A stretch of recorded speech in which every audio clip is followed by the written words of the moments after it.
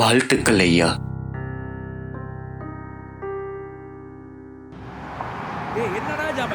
அப்பா ரொம்ப கஷ்டப்பட்டு குறைஞ்ச சம்பளத்துக்கு வேலை செய்கிற ஒருத்தர். அம்மா இல்லாத எனக்கு எல்லாமே அப்பா தான். சிவா அங்கிள் கம்பெனியில் அப்பாவுக்கு ஒரு அட்வைசர், அவருக்கு ஒரு அண்ணன் மாதிரி. அப்பா அடிக்கடி பீஞ்சம் கேட்குறது அவர் பாஸுக்கு பிடிக்காது. இருந்தாலும் அதை பற்றிலாம் கவலைப்படாமல் என்னோட அன்றாட தேவைக்காக அப்பா பாஸ் கிட்ட பீஞ்சம் வாங்குவார்.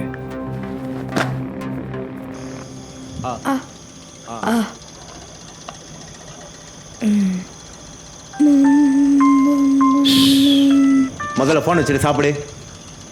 ஆரம்பிச்சிட்டியா கேம் விளாட்றதுக்கு? இது கேம் இல்லைப்பா, பியானோ. டேய், இதே படம் எடுத்த? உனக்கு இதெல்லாம் வாசிக்க தெரியுமா? தெரியாதுப்பா, ஆனால் சும்மா ட்ரை பண்ணுறேன். ஐயா, உனக்கு பெரிய ஆளான பிறகு என்னவா ஆகணும்னு ஆசை? ஏஆர் ரஹ்மான் சார் மாதிரி பெரிய மியூசிக் டைரக்டர் ஆகணும்னு ஆசைப்பா. டேய் சூப்பர்டா. உனக்கு மியூசிக்னா அவ்வளோ பிடிக்குமா? ஆமாம்ப்பா, ரொம்ப பிடிக்கும். நம்ம வீட்டில் மட்டும் கீபோர்ட் இருந்துச்சுன்னா எப்படியாவது ட்ரை பண்ணியிருப்பேன்ப்பா.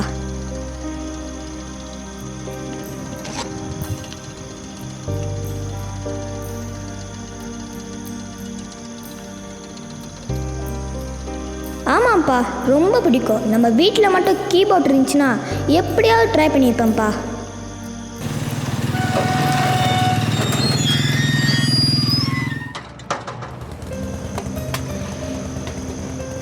எனக்கு எப்படியாவது கீபோர்டு வாங்கி தரதுக்காக வேலை முடிஞ்சு வீட்டுக்கு வராமல் இரவெல்லாம் போய் டீன் பொறுக்கி சேர்க்க ஆரம்பித்தார்.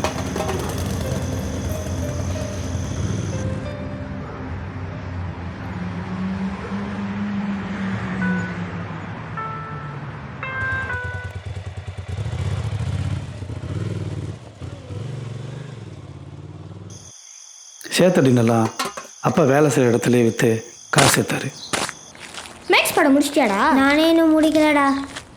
சரிடா, பாய்டா, நாளைக்கு பார்க்கலாம். சரிடா, பாய்.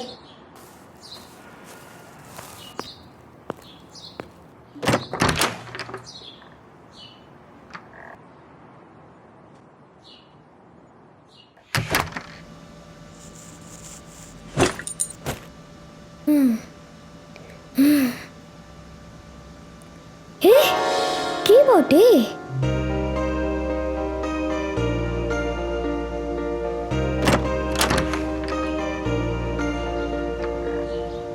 பா, தேங்க்யூப்பா. ஐயா, இதான் உன்னோட முதல் படி.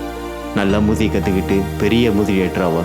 ஒரு நாள் உன்னோட இசைக்கு மக்கள் எல்லாரும் சேர்ந்து கைத்தட்டி உன்னை வர வைக்கணும். அதான் அப்பாவோட ஆசை. கண்டிப்பாப்பா.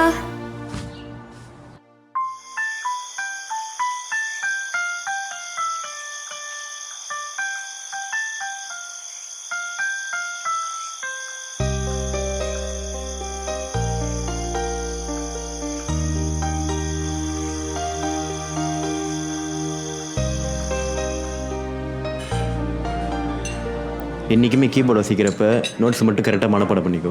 அப்போ தான் உனக்கு ஈஸியாக இருக்கும். புரியுதா? Thank you uncle. அண்ணே, யாரோட நாய் இது? நாயா?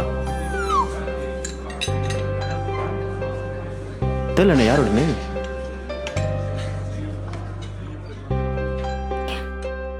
யாரும் விட்டுட்டு போயிட்டாங்களோ? தெரிலண்ணே. நம்மளே வீட்டுக்கு எடுத்துகிட்டு போயிடலாம்ப்பா. ப்ளீஸ்ப்பா, ப்ளீஸ் ப்ளீஸ்ப்பா.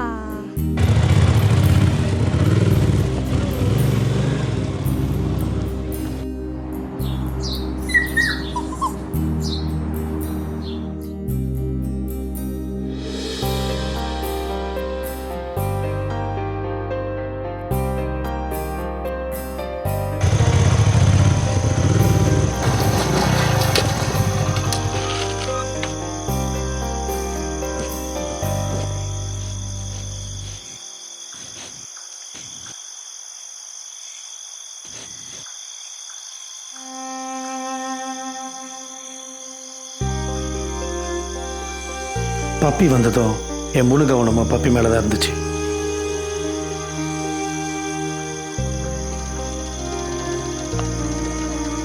இதை பார்த்த என் அப்பா எங்கடா நான் மியூசிக் கற்றுக்காம போயிடுவேன்னு பயத்தில் ஒரு முடிவெடுத்தார்.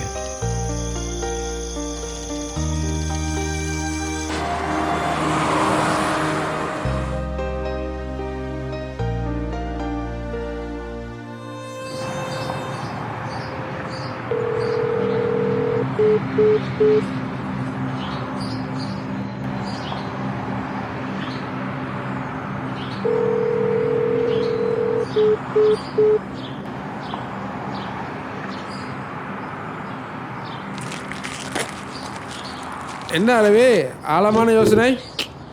இல்லைண்ணே, என் பையன் மியூசிக்கில் ஆசைப்பட்றான்னு கீபோர்ட் வாங்கி கொடுத்தேன். மியூசிக்கில் ஆர்வம் காட்டுவான்னு பார்த்தா அவனோட கவனம் எல்லாமே புதுசாக வந்த பப்பி மேலே தானே இருக்கு. அதை நினச்சாதான் கொஞ்சம் வருத்தமாக இருக்கு.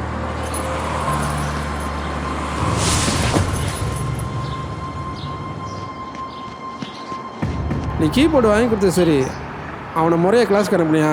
அதானே, கிளாஸ்லாம் பேசிட்டேன். டிபாசிட் அப்புறம் மாதம் 200 கேட்குறாங்க. அதுக்கு தான் பாஸ் கிட்ட பின்னாம் கேட்டிருந்தேன். முதலேருந்து பாஸ்க்கு வாட்ஸ்அப் கால் பண்ணுறேன், ஆனால் எந்த ரிப்ளையும் காணோண்ணே.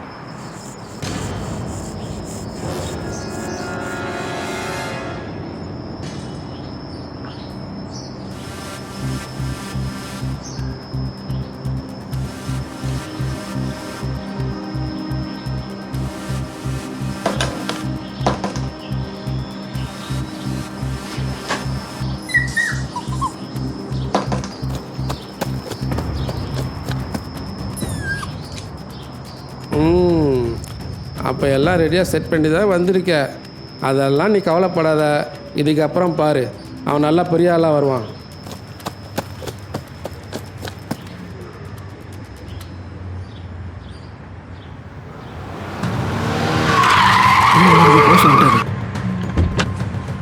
எத்தனை ஓட்டரா கால் பண்ணுவா? எனக்கு ஒரு வேலை வெட்டி இல்லை. ஏற்கனவே வாங்கின பிஞ்சாமன்னு செட்டில் பண்ணாமல் இருக்கு, இன்னும் மேலே பிஞ்சாமா?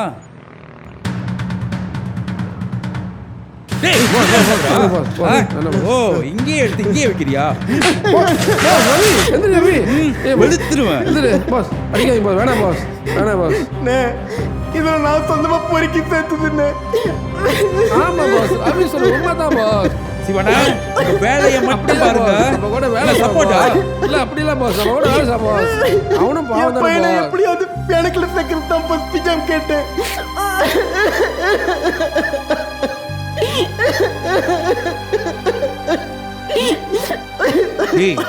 உன் பையனை பியானோ கிளாஸ் சேர்க்கிற பதிலா டின்னு போய் கற்றுக்கணும், நல்லா வரும்.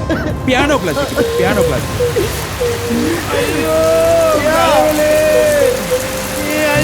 வந்து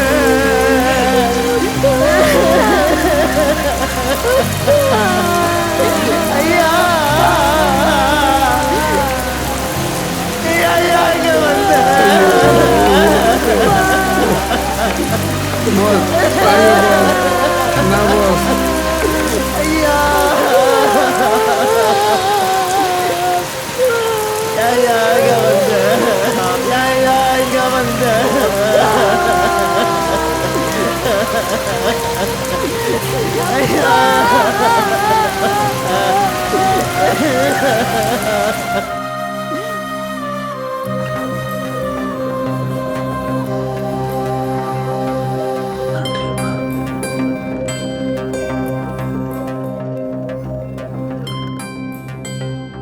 ஒரு நாள் உன்னோட இசைக்கு மக்கள் எல்லாரும் சேர்ந்து கைத்தட்டி உன்னை வர வைக்கணும். அதான் அப்பாவோட ஆசை. Music director Sai live in concert.